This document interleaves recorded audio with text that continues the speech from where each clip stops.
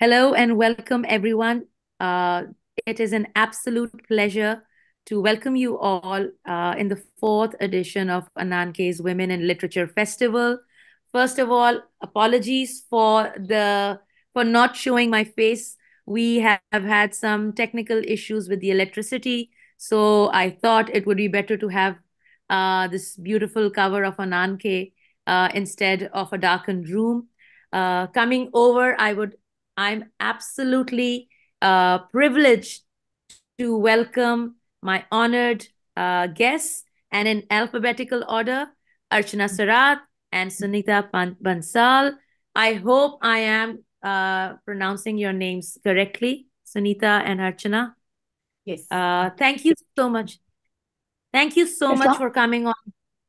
as long as it Yeah. is just Sunita, it's fine. No, but tell me the full name. It's Sunita Pant Bansal. Sunita Pant Bansal. Thank you so much for letting me know. I would like the two of you to uh, tell us a little bit about yourself, and then we can move forward with this amazing conversation. Sure. Sure. Archana, go ahead. I was going to tell Sunita ma'am, go ahead. Okay. It's alphabetical. Okay, fine. So, so I'm Archana Sarat, and I've been in Mumbai most of my writing life, I would say. I'm basically from Chennai, and at the moment, for the last 4 years, I'm in Singapore. So I've been writing from as long as I remember. So writing has always been a huge joy for me right from my childhood years.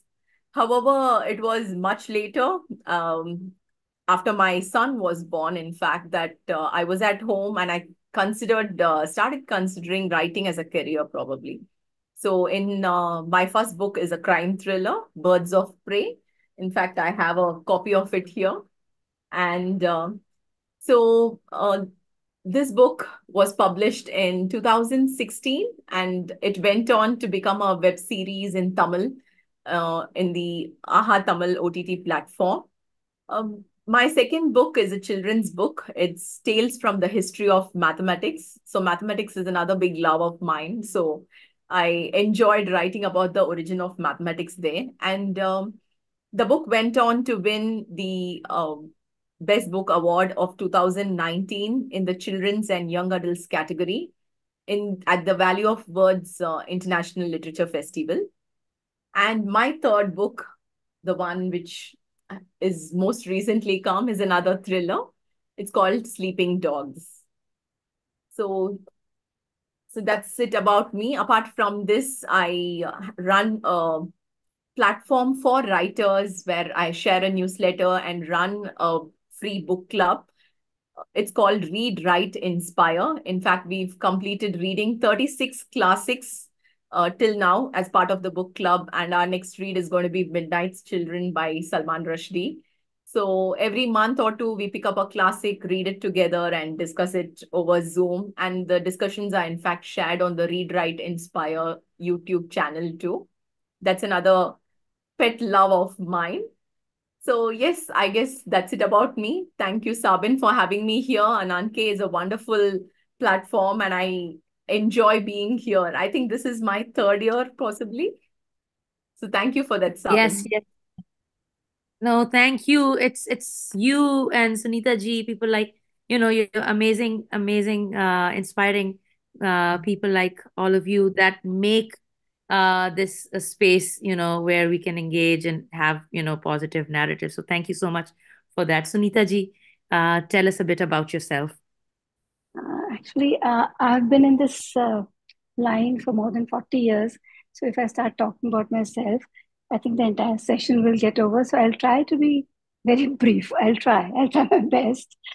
Uh, my writing began when I was in school. I was just about 7 years old. So that's when my actual interest in writing, interest in reading, it started, with the interest in reading. Then I started writing at the age of 7 in school magazine. And so I even started a school tabloid, when I was in high school with a bunch of friends. And so that was kind of, all kinds of writing, reporting. And after that, I kind of, when I went to college, uh, my writing took a break. Till when I became a dietitian, I studied as a nutritionist, as a dietitian. That's when, one of my patients told me to, write columns on diet. And that's when my commercial writing, actually writing as a profession began. And I was about 20 that time. And so that was how I went into commercial writing. But then it went on from columns to interviews to reviews till I joined Times of India as the editor of Saturday Times, and so on and so forth. It just went on, and my writing evolved.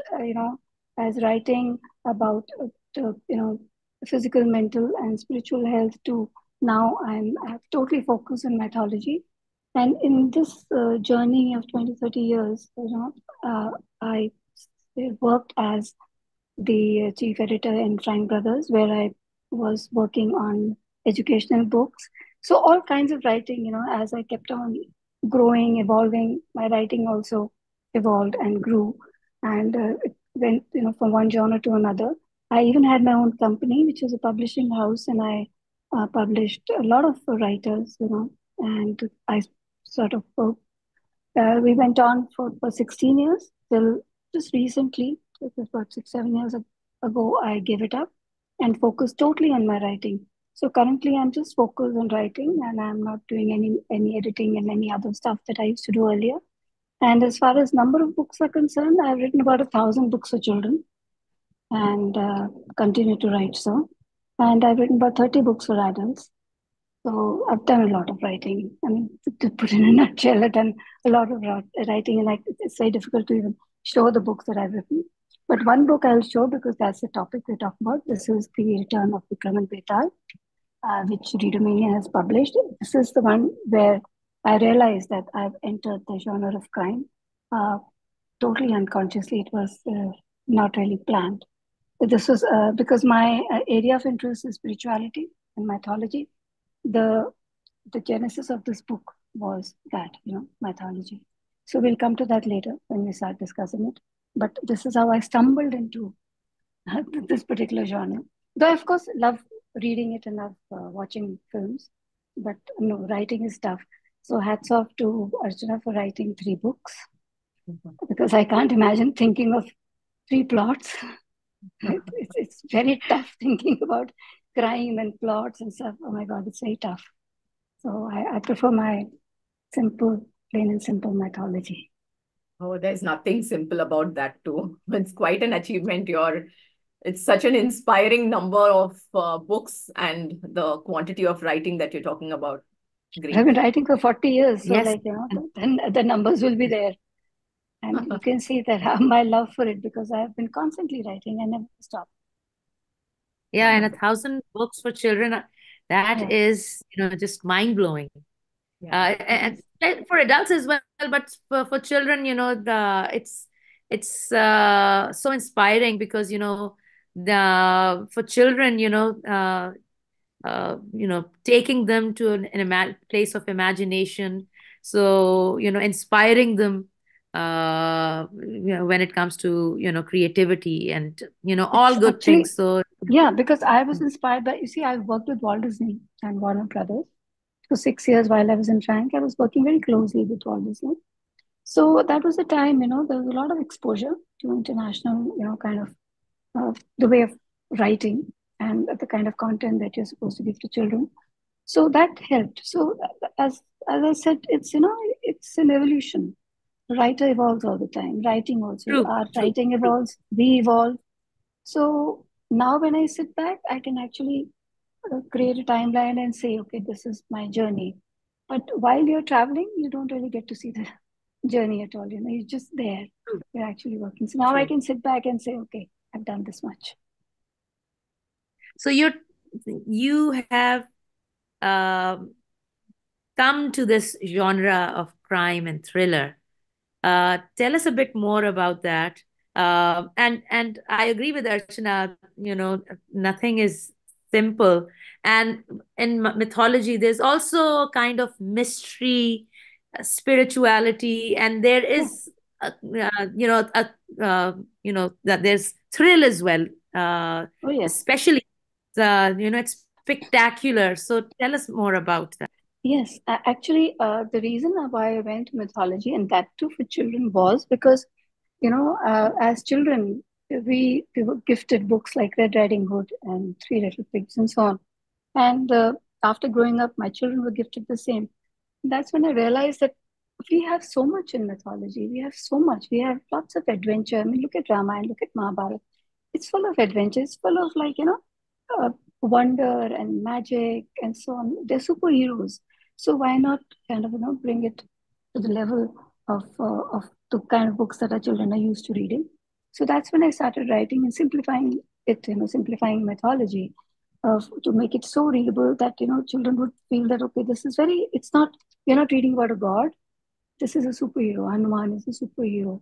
So it's depends on how you change the perspective of the reader.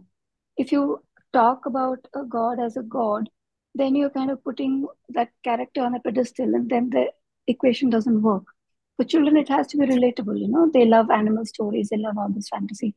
So I started sort of rewriting mythology in that sense that to make it more relatable to children. And that is probably the reason why I've written so much and for all age groups on all the mythological subjects. Now, this book, the thriller, the crime thriller, also a legal thriller, you can say, happened because, again, the same thing.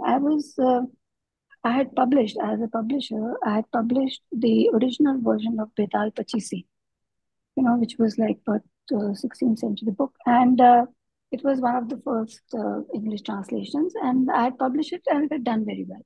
So I was thinking of redoing it, retelling it for the masses. And when I started going through it again, I realized that all the stories were based on relationships, human relationships, and what goes wrong in them, like, husband and wife or any human relationship, and how they go south, what goes wrong. And then the Betal character puts up a question to Vikramaditya, and kind of a riddle, and to get an answer. So I realized that, and the stories were kind of simple. At the same time, the question that Betal would put would be very intriguing. I mean, not very simple. The answers would be pretty bizarre. So it kind of made me think that how if I have to bring it down to the level of the masses, I cannot use the same stories because they are not spicy enough, they're not juicy enough for people to grab the attention of people. So that's when I thought of using real crimes because real crimes are always interesting to people, as you would know, you're a crime writer. So I started going through real crimes, but those with bizarre verdicts. So I picked up like Pontichadda case, so all these, I picked up 10 cases and I started fictionalizing the not the case or the verdict, but the rest of it. So the crime is real and it has a very bizarre verdict. So then I started weaving in the story of Vikram and Betal, how Vikram is the judge and how he has to pass judgment. And Betal is the one who's kind of, provoking him, egging him on and making him, kind of explain his verdict. And that is what Vikramaditya in the earlier book does. He explains why, why whatever answer he's giving an explanation. This is what my protagonist also does. But at the same time, I added one more layer to it. This was too simple. So I thought it won't be exciting for the readers. So I added another layer. I made Vikram, as he was passing judgment, he started undergoing his own evolution. So he started thinking about his life and his own relationships. So as he's giving his verdict, he's also changing within. So his own relationships, they start to evolve, they started getting better. And also, why does he do that? Because when Betal comes to him and says your time on earth is over. Now this is how even with original Betal Pachisi also the same thing happens. So here also in my book, the Betal comes and tells him your time is over. And so obviously Vikram doesn't want to die, so he needs some more time. So he says, okay, I'll give you time of 24 hours. You just solve this thing, case, and you kind of give me a verdict. So now, any person who faces death, imminent death, what happens in their heads is, they have so many things that they have to resolve in their lives.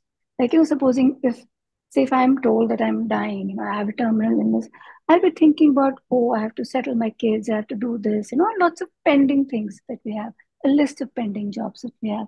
So it's something like that, that this person had a lot of issues with his relationships with his wife, parents, his, daughter, and so on. So they start getting resolved. And the cases I picked up were the kind to make him introspect. So this entire book has two stories. One is the cases, and the other is his own evolution. So that is how I kind of made the story. And while writing, I didn't realize it, but after I wrote it and I started figuring out where do I start it, that's when I realized that it's turned out to be, a crime, a fiction based on real crime, or a legal fiction. So that's how I ended up doing this. Not really consciously, but it just happened. Wow, that's amazing. Archana, I would come over to you and ask you how, you are, if I may say, a crime thriller writer, author. Yeah. So tell me how you came about this field, this genre, and tell us about your book as well. So, I think somewhere what we write is a reflection of all that we've read and, whatever we have been exposed to. So I was a huge fan of crime fiction novels. So I've read a lot of crime in my, all my, my reading years, I guess, right from childhood. I was a huge fan of Secret Seven and Famous Five I know, and I know. and Nancy Drew, remember? Nancy Love Drew. them myself. Yes. Agatha Christie is like the extreme. So I've like literally read every book of hers multiple times. Yeah. So I guess somewhere all that came into me in some form. But also I have always been very passionate about injustice towards women and towards children. So those have also been two concepts which have been very close to my heart, and especially the injustice that women and children face at home, face at home at the hands of people whom they know and they trust. So both of my thrillers, somewhere that has been one of the common points over there. So my first novel, Birds of Prey, focused on the child sexual abuse, especially the child sexual abuse that the children face at home or among people whom they know and they trust, or at least people from whom they have no escape from, people whom they just can't run away from, especially. So that was the focus of the book. And I think as far as I'm concerned, I never thought of it as a crime thriller when I started writing the book. So it was just a story and I was writing it. And once I finished the book, I sent it to a beta reader. And she was the first person to read the book. And when she read the book, she came back, telling me that what you've written is a psychological crime thriller. So till then, I hadn't, labeled that as the genre of the book. And after she mentioned this, that's when I thought, okay, yes, it does seem to fit that particular genre. So even when I sent it out to the publisher and I told him, I in fact told him, I don't know what you would classify this as, but this is what I've been told as the classification for this. And he said, yes, you don't need to worry about what is the what is the genre I'm going to fix for the novel, because that's only for me to bother about when I'm selling the book. And it's only Yes. for the bookshop to bother about where they are going to place the book. So you are Yeah. just telling a story. So that's all you need to be worried about. So that's fine. And but yes, they did tick all the boxes for what a psychological crime thriller should be. So it went on to be that. Again, it was the same with the other next thriller which I wrote. In fact, the funny part is even with my children's book, I never thought of it as a children's book. I was only thinking of an adult when I was writing the book. I never thought of myself as a children's writer too. Only after I wrote the book, I was told, wow, this is a wonderful children's book. And I thought, okay, oh, is that so? Fine, let's go ahead with that then. So same goes with the recent book. But the recent book, I I knew this is a mystery because it's got that mystery component to it. But then later I was told this is not just a mystery, it's a thriller too. So it fits the genre of mystery thriller. So happy to know that. And one of the good, interesting things about, hearing from you, Sunita ma'am, is just like you, my story also follows two parallel lines. And just like you, this is within a house. So there's not too many crimes over here. It's only one crime. So there's this girl whose mother passes away, who commits suicide when she's a small girl, when she's just about 8 years of age. The mother passes away. So there is no reason at all for her mother to commit suicide. So supposedly she's had a very happy relationship. Supposedly she's been in so much love with her husband. She's had a daughter, she's got a house, she's qualified, educated, and everything seems such a rosy, beautiful picture. So if everything is so good, why did my mother die? Is the question which is there in the girl's mind. But, always she's told your mother was suffering from depression, she had a mental illness and all, but somewhere this girl is unable to accept that as a reason for her mother to leave. And later on, she's brought up by her grandparents. Later on, her father says, now that you've finished your college and education and everything, it's time for you to come and start living with me. So when she goes back, once again the thoughts and her feelings to find out more about her mother's life and the reason for her mother's death um, starts hitting her, and that's when she starts finding these little things which her mother actually underwent at home, which doesn't seem like a huge reason to commit a suicide from outside, but what was happening inside was difficult for her to manage. So we come to know, we take, there are these clues which she follows to find out what happened, which is nearly about, what happened is things which happened about 14 years back. So she needs to go back, retrace the steps, and slowly discover her mother's life. And at the same time, just like how, your Vikram is battling his own demons inside and growing in the process. Similarly, my protagonist also is battling her own demons inside and finding a place for her in society and growing in the process of discovering more about her mother. And finally, she finds out about what happens to her mother, and the mystery is solved. So, yes, so that's Lovely. been my book. Actually, I guess it's because as writers, we are evolving all the time. And as writers, we also absorb so much from our surroundings, from our lives, from our past, from other people's lives also. So I guess because of that, it's kind of comfortable to write in these two parallels, because we are doing the same. As we are writing, there is something happening inside of us also, isn't it? So I Correct. guess that reflects in this kind of writing. That's what I feel. Yes, Yeah. it does. I absolutely agree with you. And there's so many layers to our lives, and that is, translated into our writing as well. Um, Archana, and this is a question for both of you. Um, and there will be a new perspective from Sunita ji, I'm sure. Uh, but we were talking a while ago, and you spoke about the unnecessary excess of violence in crime thriller, which I absolutely agree with. Especially now, you see so much. I love Game of Thrones and I love The Witcher. I love fantasy, but there's a certain kind of gore and violence is so excessive. So do you think this has become a necessity? Because I believe in nuances. Um, you know, uh, what are your thoughts, both of you?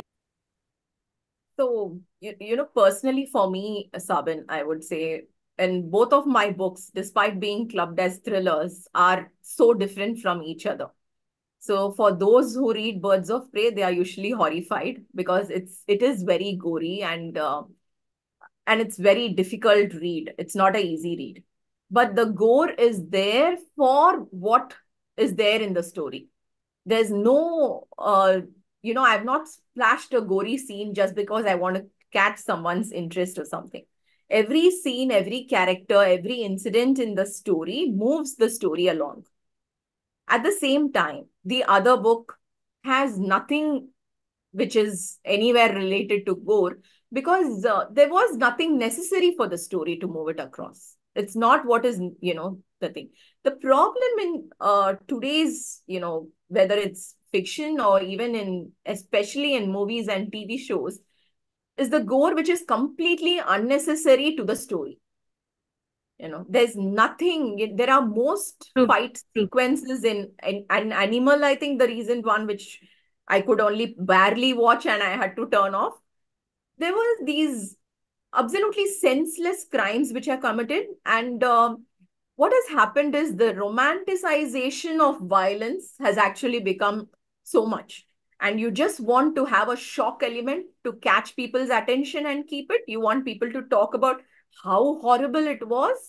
So that way, something, it's like saying any publicity is good publicity, even if it's a bad publicity.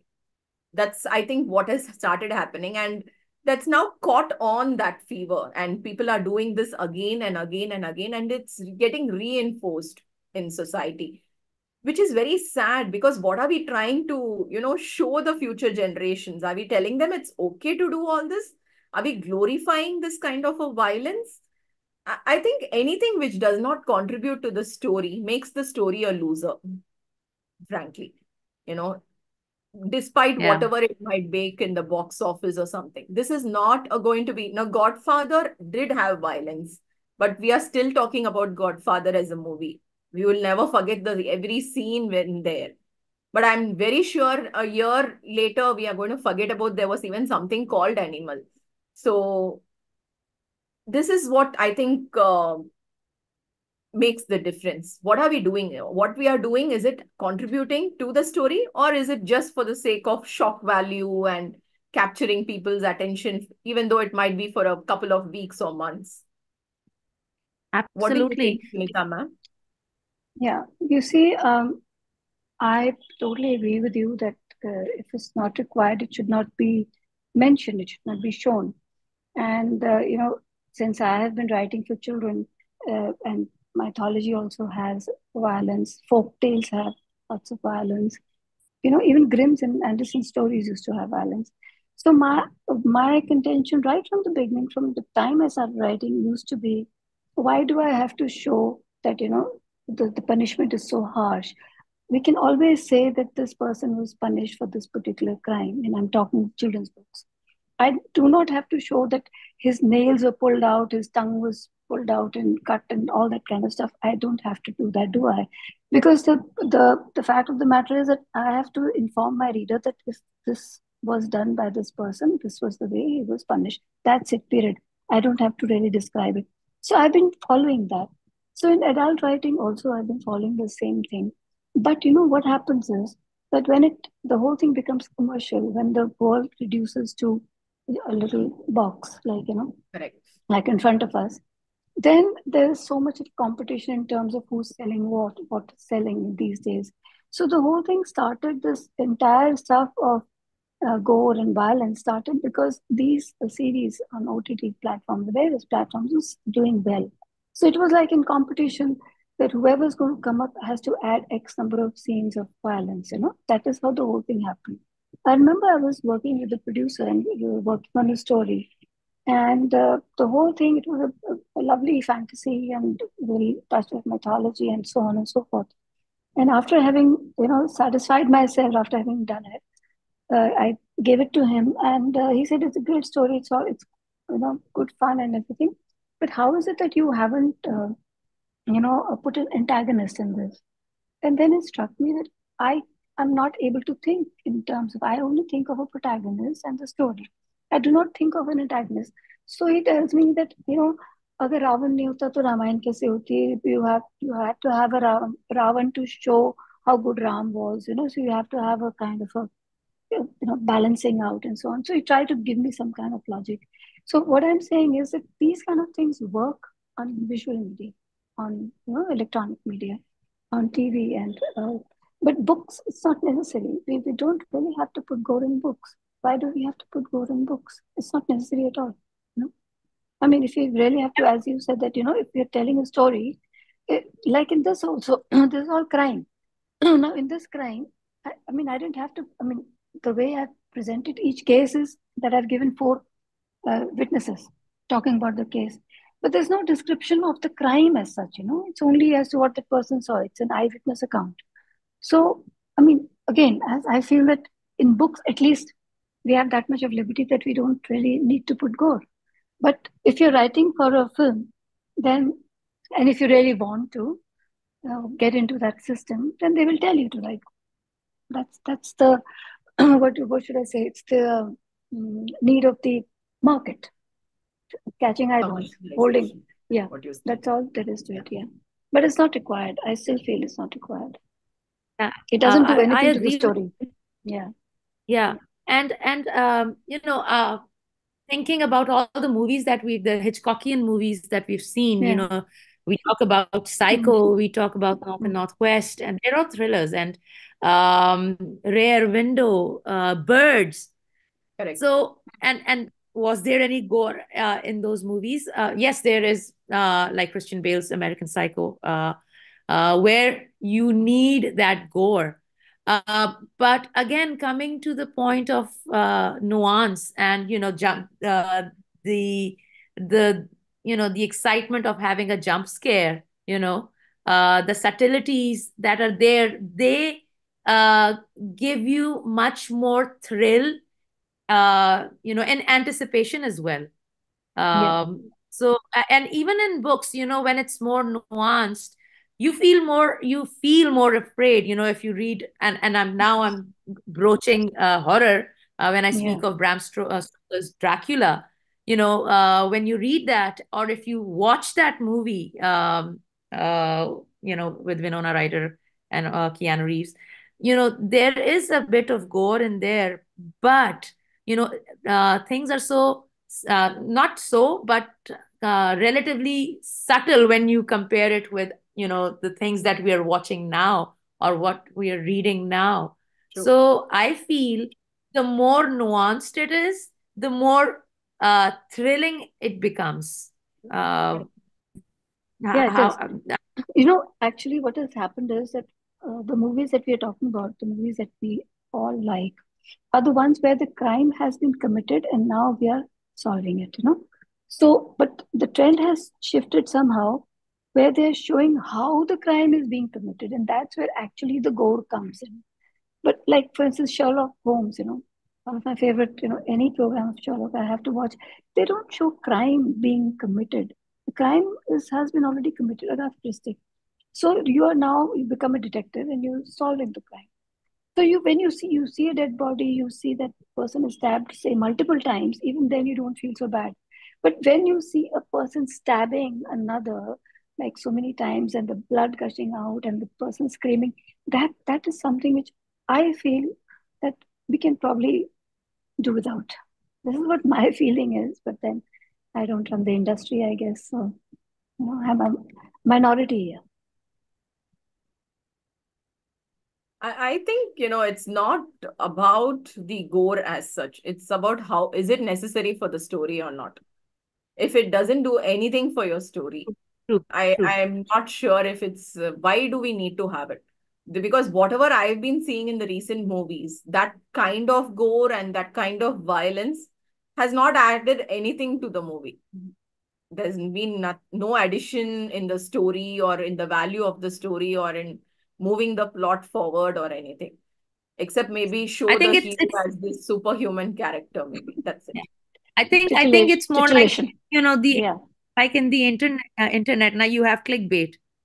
Correct. So Exactly. just to sensationalize, So yeah. So Sunita ji, I'll start with you. Yeah, go on. No, I Archana, just wanted to something? say these movies also, most of these movies, when they promote the violence, they also subtly promote this, romanticize this abuse of women and children also. Absolutely, absolutely. That's even more disturbing. Exactly. Um, so Sunita ji, my next question is, um, we all shared our love for crime and thriller and suspense. Agatha Yeah. Christie, the author, Nancy Drew. So is there a reason why women like crime, or is it a gender thing, or it's across the board and we just think that way? No, it's something that I was kind of intrigued to know myself, that why, this is happening, that you find a lot of women writers now writing crime and so on. And I started reading about it. I mean, I love, if I have a question, then I do so much research on it, because that's, I guess, all writers do that. So while I was reading about it, the research that says, it says that women do it because it's a way of doing things which they cannot do otherwise. Like, for instance, venting.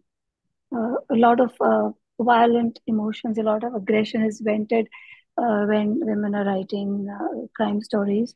So that is one way of venting out. The other thing which I read, was that women are subjected to a lot of repression. They're kind of they're taught to fear things. They are, right from the time they're children, they are told that you shouldn't go there, and do not go after this particular time, or this place is dark, you shouldn't go there alone. There are certain things which are kind of put into a woman's system. And so there are lots of these fears that are developing in a woman's entire being. So if a woman is alone in the house, she would react differently. A man would react differently. So this is something which I was reading about. These are not my opinions. I must give a disclaimer here. But it was quite intriguing to read that the reason why women they read so much about crime, or they watch crime, is because they are able to, they, in their heads, they are able to do things which they can never ever do, and they wouldn't be allowed to do either. Whereas men, the women are taught that men can be violent, men can hit, men can rape, men can do anything. They are supposed to be the violent, you know, ones of the two humans, male and female. So these are the things that are fed and taught. Uh, you know, Women are taught right from the time they enter school. Don't talk to strangers, especially if it's a male stranger. Don't, can't leave a child alone with a male childminder. All kinds of things. Why? So you're putting a scare in a woman's, heart, right from the childhood, that if I'm alone with a man, he's going to do something to me. So these are the things, that make them more kind of interested in knowing what exactly happens. So that was, the kind of research. And the most interesting thing which I felt was that in South Asia, because the crime against women is so much, women and children is so much, that here, the authors from South Asia, when they are writing crime stories, they're invariably reflecting that. They're talking about these things. So what they're doing is they're probably helping the readers in other parts of the world to understand how life is in that, in their part of the world, the South Asian part of the world, where how women are treated badly, how children are treated badly, and how the systems are ineffective, whether it's the police or the justice, whatever systems, they are also how ineffective they are. So that is how these themes are being roped into, creating crime stories, which are pretty much based on the real experiences of women writers from South Asia. So this is another thing which I read. So when I was listening to Archana, I felt that, well, at least one thing is ticked. She's talking about these things. So a crime writer from South Asia, Archana Sarat, is writing this. So that box is ticked. So I guess there's something to this research, but it's again to be taken with a pinch of salt, I guess. But that's what I read. So that's why I was interested in, bringing it onto the table to have a discussion. True. I think, Archana? I agree with you. It's in crime thrillers and, these detective fiction and mysteries somewhere are very empowering, definitely.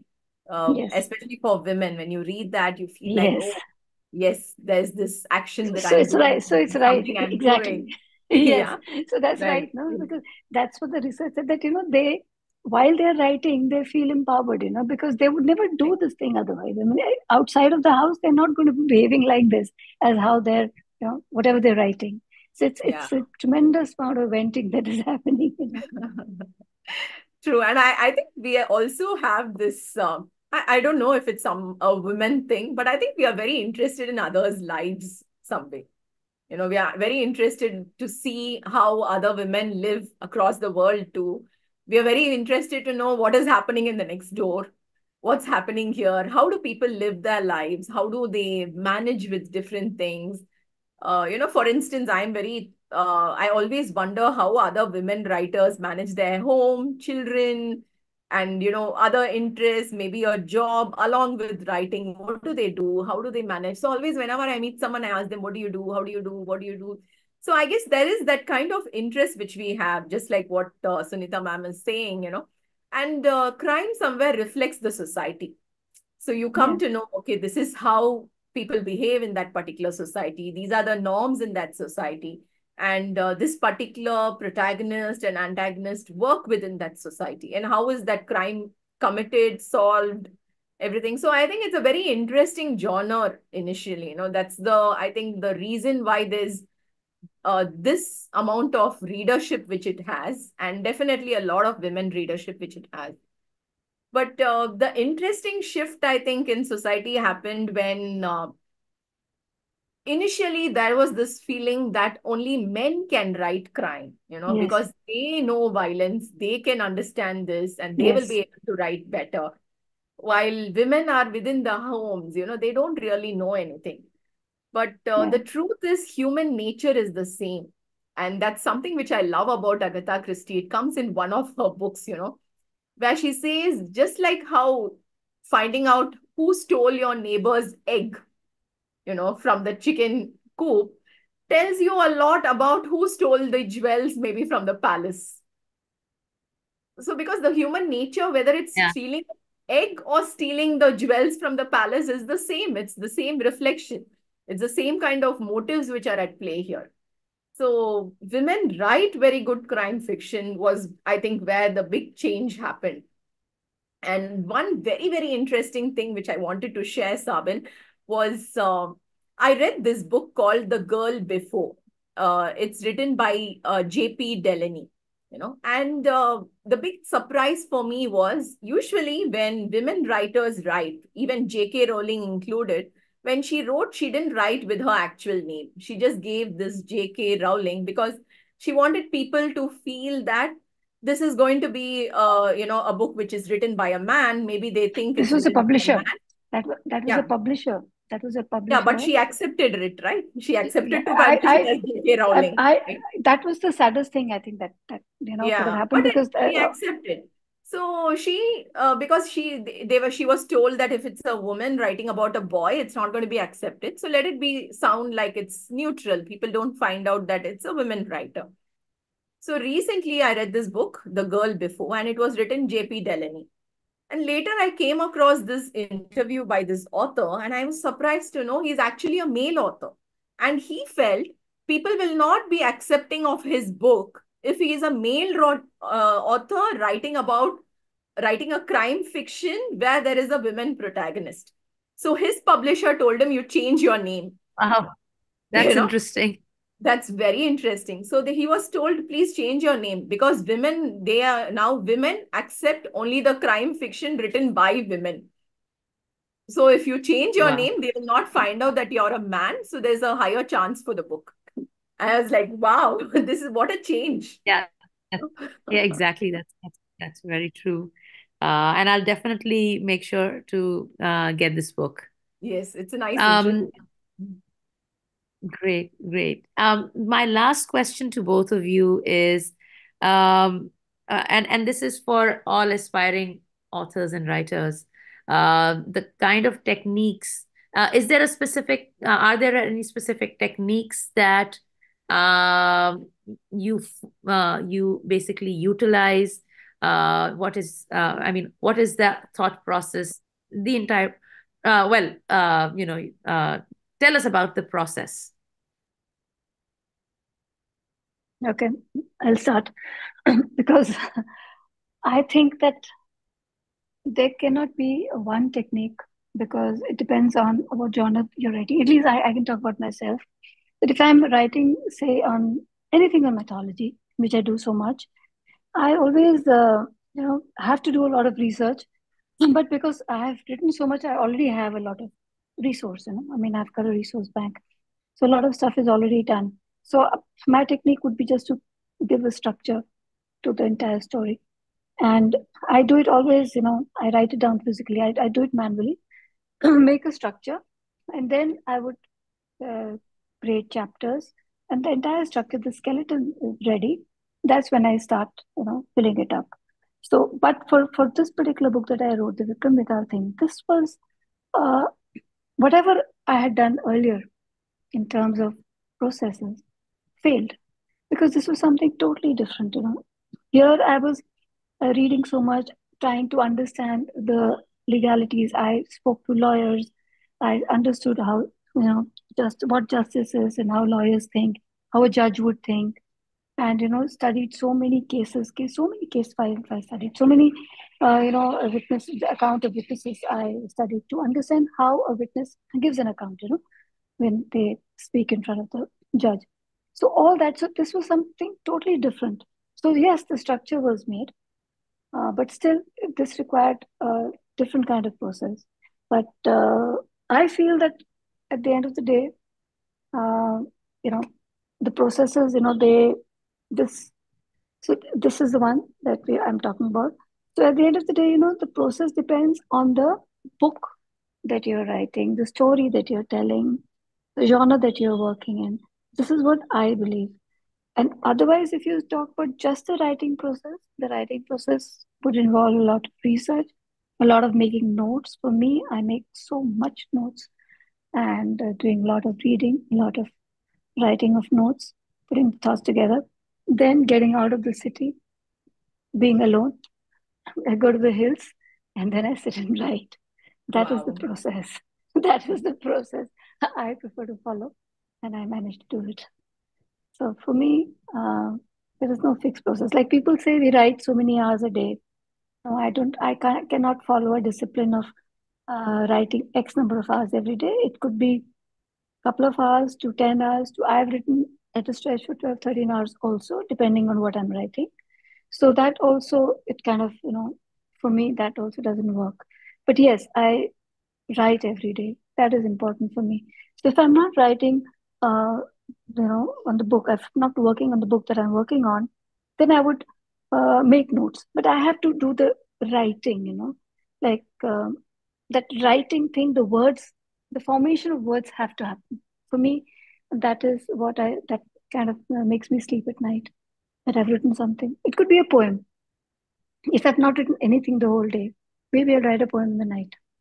So something, the words have to come out. So it kind of, makes me feel good that, okay, I've done something. I've lived. I've breathed, you know, something like that. Wow, Amazing. that yeah. Archana? So, yeah, for me, the process as such is very different with every book, which is something I've realized. But um, little some things are the same. Like, for instance, I love to write by hand, so I can't type in the computer. Something happens, my brain kind of freezes, I think. So, my first draft is always written by hand. And when it comes to my short stories, the first draft is by hand. But when my novels, the first draft and the second draft is usually by hand. So Oh, yeah, I My can't, God, that is I so can't, scary. I can't, Show me I book can't read my in handwriting your. the next day. I just, so I kind of absolutely love that process, and I uh, hate typing. So I you remember must, once you must be having a good complaining to. handwriting, no? You must be having a good Yeah. handwriting too. I'm not sure. Maybe I do scribble too sometimes. I'm not sure. I can't say it's always good. But I have this, this system. I buy this classmate notebooks which come, these student Yeah, notebooks. yes, So it yes, cannot be a beautiful journal. If it's a very beautiful journal, I'm so scared I'll never write anything in it. So it has to be a small, ordinary college yeah. notebook. and I have to have a fountain pen, and I keep at least two different colors, so that today if I'm writing in one color, the next day I would write in the other color. So this will show me how much I've written This is every what day. how I scribble. Yeah, so I have like this. I have all my fountain pens here. So I have to write in two different colors so that next day I know, okay, I've written so much. So that's one thing. And I love the process. I love doing all this. The only thing I hate is typing, proofreading, editing, all these other ones, which I like to put off as far as possible. And the second very important rule, which I've kind of made for myself, is because I'm a very slow and a very lazy writer. So I've made this rule that I should write at least 200 words every day when I'm writing on a new story, and because I don't usually have a plot outline or I don't have a story outline. When I write my first draft, I'm discovering the story too. So what happens in that is the risk is that if I don't write every day, I'll forget my flow of thought. So always there's going to be some excuse or the other for not writing. So I've tried to make it a point that if I'm working on a new story, it's the first draft, I have to write at least 200 words a day. So 200 words is actually maybe 15 minutes of writing, Yeah, it's really. nothing actually. You know, Yeah. it's a Yeah. bare minimum. So sometimes if I'm not doing that, I keep telling myself, even a kindergarten student goes to school for 3 hours and you can't write for 15 minutes. Such a shame. So all these things I do tell myself, and somehow I do try and do that thing. So that's the only thing which I have. And again, the another thing which I put off a lot is this editing and proofreading. So the thing I have for that is that I must do at least 30 minutes of it when I am in the editing or proofreading zone. So at least because then I can always say I'm not now in the editing zone. So I don't have this 200 words limit and I can just not do anything. So again, there I keep telling myself only 30 minutes. Just read your manuscript for 30 minutes. It's enough. That's fine. You can do it anywhere, any time of the day. And I have to coax myself to do it. That's the thing. But then there are days when are so beautiful, when I just sit, I write 5,000 words, 6,000 words at a time. And those are the very beautiful days of life, in my opinion. Yeah. But process as such, I think it differs a lot. Like, but, and Yes. I try, since, like Sunita ma'am's mythology. So, of course, there must be a lot of solid research which goes into before you Yes. begin. But for me, when I start researching, what I start doing is that's another way of procrastinating things.